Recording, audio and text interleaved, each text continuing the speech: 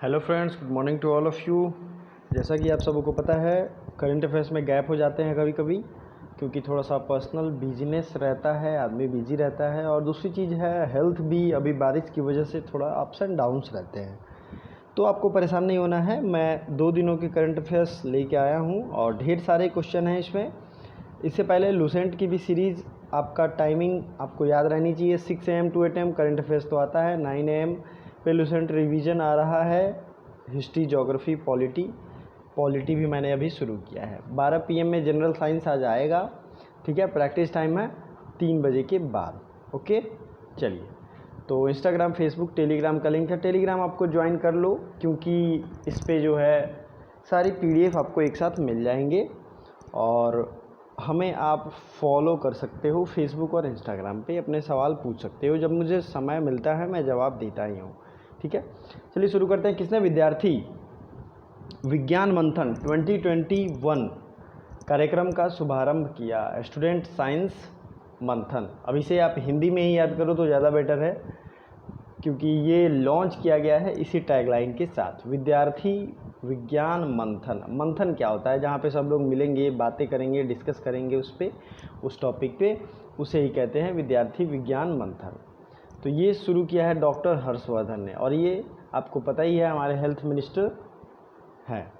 तो डॉक्टर हर्षवर्धन ने ये शुरू किया है। अब ये प्रकाश जावड़ेकर HRD मिनिस्ट्री थी, जिनके नाम बदल के एजुकेशन मिनिस्टर कर दिया गया है। ठीक है, चलिए आगे बढ़ते हैं।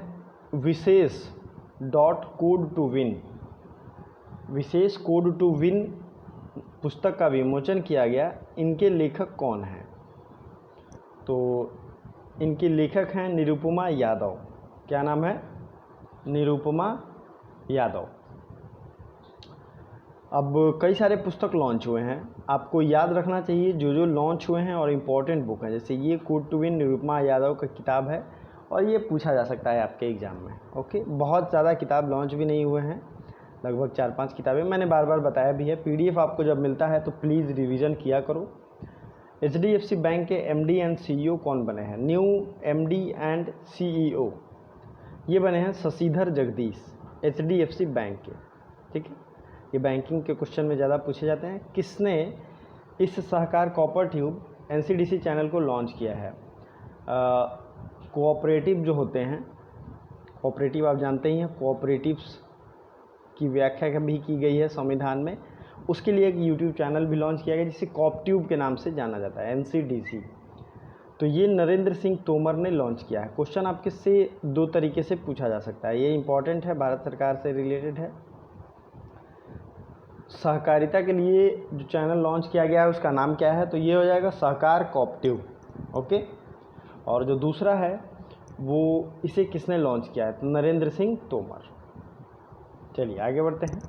महिला विश्व स्क्वैश चैंपियनशिप का आयोजन किस देश में किया जाएगा? Women world squash championship will be organised in, तो ये ऑर्गेनाइज किया जाएगा, कहाँ ऑर्गेनाइज किया जाएगा बताइए? मलेशिया। अब मलेशिया के बारे में आपको सारी इंपॉर्टेंट इन्फॉर्मेशन तो होनी ही चाहिए।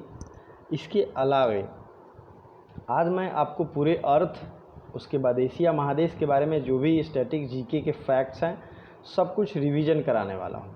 ठीक है, तो पहला फैक्ट, आपको हमारे पृथ्वी की एज पता होनी चाहिए। ठीक है, तो अगर आपको मिलियन ईयर्स में कहीं आता है, कई बार पूछा जाता है, तो 4550 मिलियन ईयर्स, बस इसे याद रखना है आपको, 4550 मिलियन ईयर्स।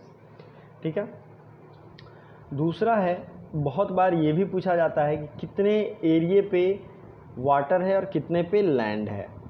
तो लैंड आपको पता होना चाहिए, बहुत कम है, 29+0.1%, और ओशियन एरिया जो है वो कितना है? 70+9%। ठीक है, 70.9%, मतलब 71% जो है वो है पानी ही पानी है हर जगह, और लगभग 29% मतलब 29% ये क्या है? तो ये भूमि है।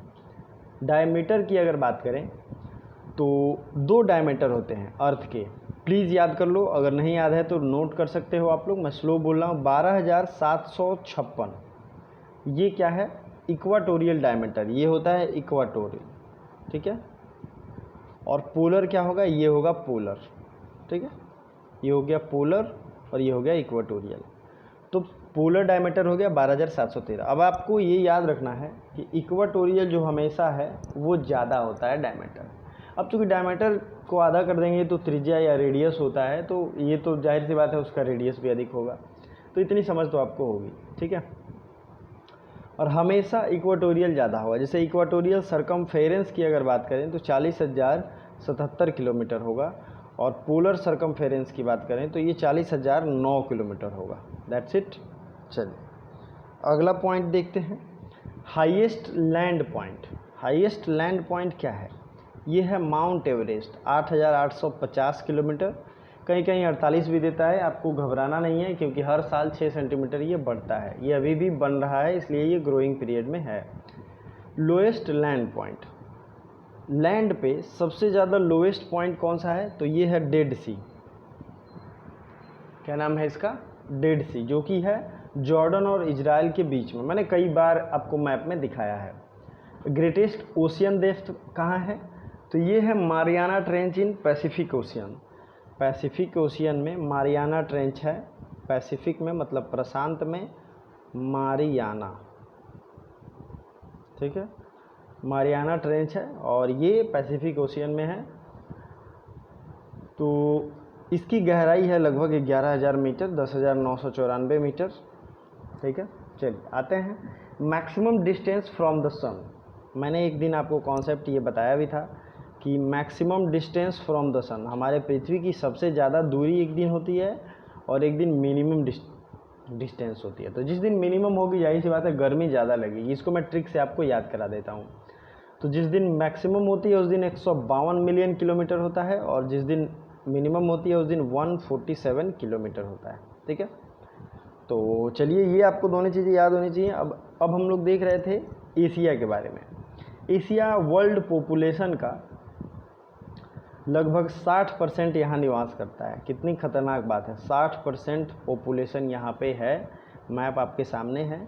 और अगर बात करें तो 30% लैंड यहाँ पे है पूरे वर्ल्ड का, तो 2 गुना रेशियो है, ठीक है। कुछ ओशियन मैंने आपको दिखाया भी है, आप यहाँ पे देख सकते हैं, मैप है। तो ये इंडियन ओशियन, पैसिफिक ओशियन, सब कुछ यहाँ जुड़ा हुआ है। आर्कटिक ओशियन भी ऊपर है थोड़ा सा, और पैसिफिक ओशियन है, इंडियन ओशियन है, रेड सी है यहाँ पे, ठीक है, गल्फ़ ऑफ एडन है, पर्शियन गल्फ़ है, गल्फ़ ऑफ एडन ही आपको यहाँ दिख रहा है। पर्शियन गल्फ़ कहाँ हो सकता है, यहाँ होता है। गल्फ़ ऑफ ओमान है, बेरिंग सी है, ये सब इसके अराउंड में है। हाईएस्ट एंड लोएस्ट पॉइंट तो आपको पता ही है, एवरेस्ट एंड डेड सी, ये सबका है। अब कुछ स्ट्रेट हैं जो कि स्ट्रेट ऑफ मलक्का और बेरिंग स्ट्रेट, ठीक है। स्ट्रेट ऑफ मलक्का कहाँ है, ये है, आपको मैंने कई बार दिखाया है। और बात अभी हो रही थी मलेशिया की, तो देखिए यहाँ पे मलेशिया है यहाँ पे, और इसकी राजधानी कहाँ है मलेशिया की, कुआलालंपुर, ठीक है। उसी तरीके से ये स्ट्रेट ऑफ मलक्का है जो कि सिंगापुर के पास है, तो सिंगापुर की राजधानी है सिंगापुर सिटी। तो मेरा उद्देश्य था कि ऑल ओवर एक व्यू दे के आपको ये सारी चीज़ें दिखाना। चलिए बहुत ज़्यादा फैक्ट बताऊँगा, आप लोग भी बोर हो जाओगे, और आप लोगों से मैं रिव्यू मांगता हूँ कि आपको ये कैसा लगता है करंट अफेयर्स। आप लोग अपना रिव्यू भी दे सकते हो, और जो क्वेश्चन मैं पूछूं उसका आंसर भी बता सकते हो। 3 अगस्त 2020 को नोबेल शांति पुरस्कार विजेता जॉन ह्यूम का निधन हो गया। वो किस देश के थे, तो जॉन ह्यूम ये नोबेल पीस प्राइज़ विनर थे, और ये थे आयरलैंड के, ठीक है। आयरलैंड ऑफ यूरोप की एक कंट्री है। मैं आपको मैप में भी आगे दिखाऊंगा। किस देश में गांधी जी की याद में सिक्के निकाले जाएंगे, तो ये देश है Britain. Which country launched coins in the remembrance of Gandhi ji, तो ये है ब्रिटेन। अब आपने ये सोचा होगा कि ये रहा ब्रिटेन, यहाँ तो यूनाइटेड किंगडम लिखा है, तो मैंने इसका कॉन्सेप्ट एक दिन बताया था, ब्रिटेन, यूनाइटेड किंगडम और इंग्लैंड, ठीक है। तीन चीज़ें हैं। ग्रेट ब्रिटेन में सारी चीज़ें आती हैं, लेकिन अगर इन सबको एक कर दिया जाए तो ये हो जाता है यूनाइटेड किंगडम, ओके, ठीक है। और ये सब टापू हैं, मतलब आइलैंड्स हैं, तो ये आपको ध्यान रखना चाहिए। इंग्लैंड की राजधानी कहाँ है बताइए, लंदन। और लंदन किस नदी के किनारे बसा है? तो ये है थेम्स नदी, ठीक है। इसे गंगा ऑफ लंदन कहते हैं क्योंकि ये वहाँ की प्योर नदी मानी जाती है। ओके, अब आपको मैंने आयरलैंड पूछा था, तो ये है आयरलैंड, नॉर्दर्न आयरलैंड का ये पार्ट है और इसे भी मिला दिया जाता है नॉर्दर्न आयरलैंड को। आपको पता ही है कि अब यूनाइटेड किंगडम जो है या ब्रिटेन, ये अलग हो गया किससे? यूरोपीय यूनियन से। तो यूरोपीय यूनियन में अब 27 मेंबर कंट्री बच गए हैं। और भी जी के रिवीजन करते हैं। तो यूरोपीय यूनियन के जो मेंबर कंट्रीज हैं उनका ऑर्गेनाइजेशनल हेडक्वार्टर कहाँ है? हेडक्वार्टर उनका है ब्रुसेल्स में। बेल्जियम की राजधानी है ब्रुसेल्स, वहीं पे इनका हेडक्वार्टर है, ठीक है। और कुछ कुछ देश दिख रहे हैं जिनकी राजधानी आपको याद होनी चाहिए। नॉर्वे की राजधानी है ओस्लो, क्रोना यहाँ की करेंसी है। स्वीडन की राजधानी है स्टॉकहोम और फिनलैंड की राजधानी है हेलिंस्की, ठीक है। तो ये आपको याद होनी चाहिए। चलिए आगे बढ़ते हैं, बहुत सारे क्वेश्चन आए। नेशनल बैंक ऑफ बहरीन ने अपने लेन देन बैंकिंग व्यवसाय को डिजिटल रूप में बदलने के लिए किस कंपनी को चुना है? तो पहली चीज़ है कि नेशनल बैंक ऑफ बहरीन, तो ये बहरीन की बैंक है और ये अपने डिजिटल लेन देन को चुनने के लिए इन्फोसिस फाइनेंशियल के साथ इन्होंने समझौता किया है। किसके साथ? इन्फोसिस फाइनेंशियल के साथ। किसने लोकमान्य तिलक स्वराज से आत्मनिर्भर भारत विषय पर 2 अंतर्राष्ट्रीय वेबिनार का आयोजन किया? तो लोकमान्य बाल गंगाधर तिलक से रिलेटेड था ये और आत्मनिर्भर भारत विषय पर 2 दिवसीय अंतर्राष्ट्रीय वेबिनार अमित शाह ने लॉन्च किया। किसने लॉन्च किया? अमित शाह ने। ये हमारे होम मिनिस्टर है और ये कोविड पॉजिटिव पाए गए हैं। भारत एयर फाइबर सर्विसेज की शुरुआत किसने की? तो भारत एयर फाइबर सर्विसेज की शुरुआत की गई है BSNL के द्वारा। अब देखिए ये आपको बहुत ट्रिकी नहीं है, ये आपको याद करना बहुत ज़्यादा इजी रहेगा। क्यों? क्योंकि इस तरीके का काम BSNL को ही दिया जाता है। BSNL, भारत संचार निगम लिमिटेड। BSNL बहुत ज़्यादा रिलायबल तो नहीं है इंडिया के लिए, लेकिन ये जितने भी गवर्नमेंट ऑफिसेज होती हैं, गवर्नमेंट ऑप्टिकल फाइबर्स होते हैं, सबके लिए इनका इस्तेमाल किया जाता है। सरकारी एक तरीके से है, ठीक है। भारत एयर फाइबर BSNL, मेरे साथ 2 बार बोलिए, भारत एयर फाइबर BSNL। चलिए आगे बढ़ते हैं। आकाशवाणी समाचार के महानिदेशक कौन नियुक्त हुए हैं? तो आकाशवाणी समाचार के महानिदेशक ये नियुक्त हुए हैं जयदीप भटनागर। आकाशवाणी समाचार के महानिदेशक नियुक्त हुए, उनका नाम है जयदीप भटनागर। चलिए, किस राज्य सरकार ने 2 भाषा के फॉर्मूले को लागू करने की घोषणा की? तो ये 2 भाषा के फॉर्मूले को लागू करने की घोषणा की गई है तमिलनाडु सरकार के द्वारा। तमिलनाडु के CM और गवर्नर बनवारी लाल पुरोहित और के पनीर सेल्वम, ये पालनी स्वामी और पनीर सेल्वम में कन्फ्यूजन हमेशा रहेगा। तो एक हैं केरल के और दूसरे हैं तमिलनाडु के। चलिए, तो अब ये मैप में है और आगे एक और क्वेश्चन है साउथ इंडिया का, तो आपको मैं दिखा रहा हूँ। ये है आंध्र प्रदेश, ये है तमिलनाडु, तेलंगाना, कर्नाटका, केरल।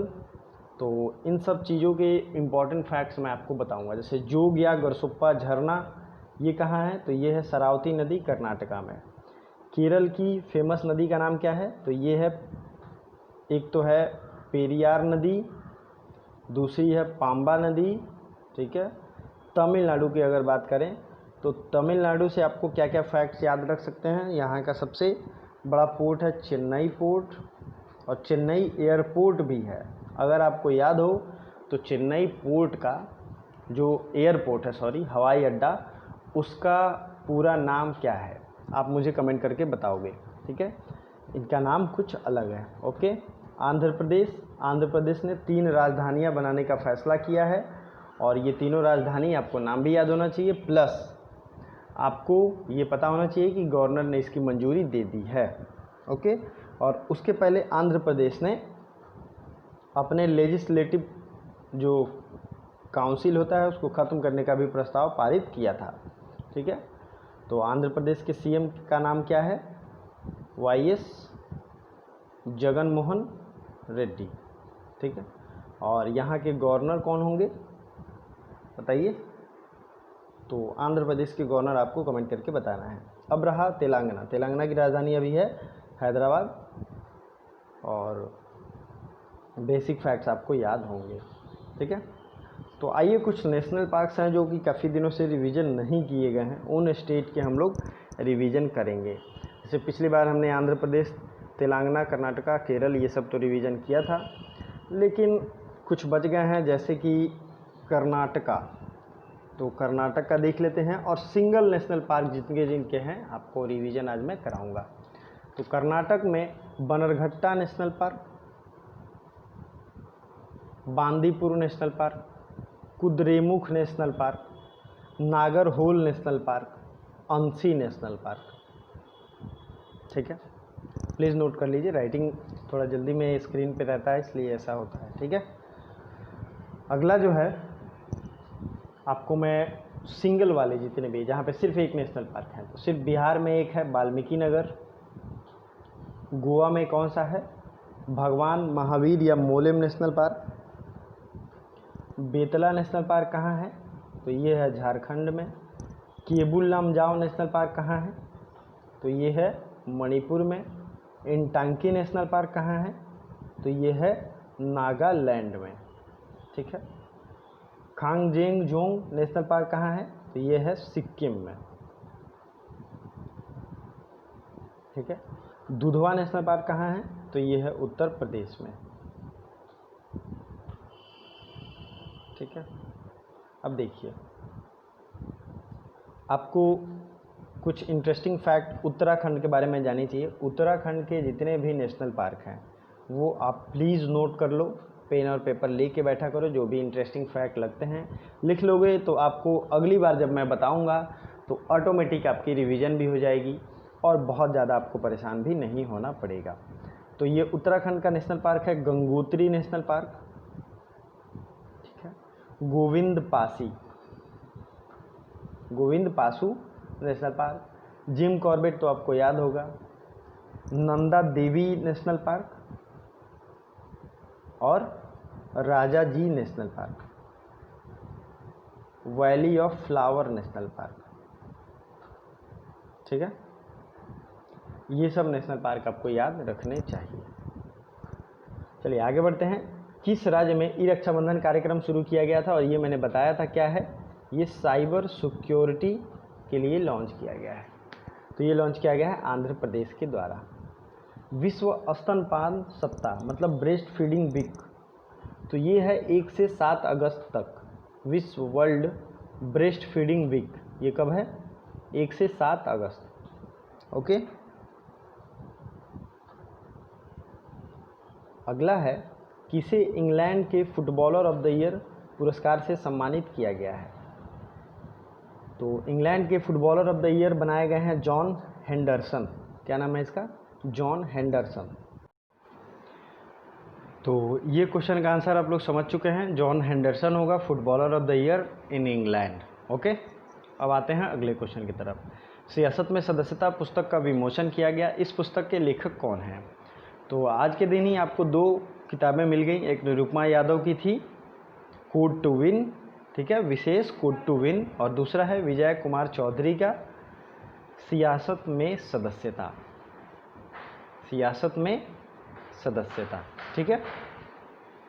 तो ये दोनों आपको याद रखना है, दोनों एग्ज़ाम ओरिएंटेड है, एग्ज़ाम के पॉइंट ऑफ व्यू से पूछा जा सकता है। देखिए याद करने का, रिवीजन करने का सबसे बेस्ट तरीका है आप जब भी पीडीएफ उसको लें तो उसको बार बार रिवाइज करें।